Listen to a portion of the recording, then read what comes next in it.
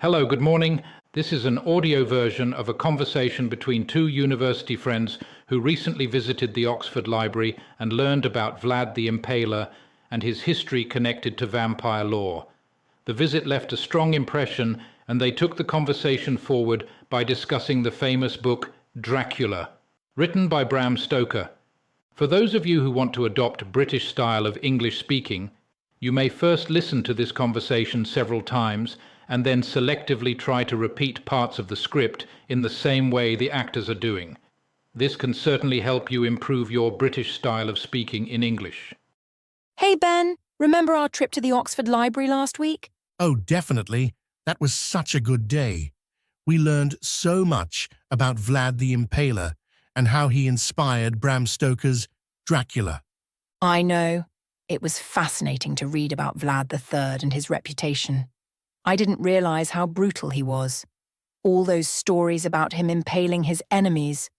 It's no wonder he became the inspiration for a vampire. Right? The connection between him and the Dracula character is so interesting. It's like Stoker took all the worst things about Vlad and then added the vampire twist to make him even scarier. Exactly. And the way the book is written, with all those journal entries and letters, makes it feel so real, almost like you're reading about actual events. That's what I love about Dracula. It's such a clever way to tell a story.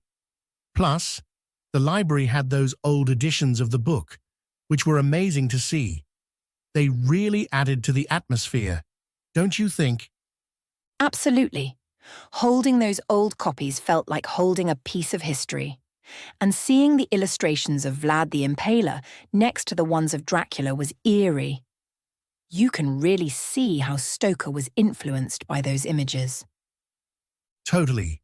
It's fascinating how a real-life figure like Vlad could inspire something as legendary as Dracula. And all those myths about Vlad drinking blood, it's almost like he was halfway to being a vampire himself. Yeah, and the way they described his castle and the dark forests of Transylvania, it all fits so perfectly with the vampire mythos. I'm glad we took the time to dive into those books. Me too.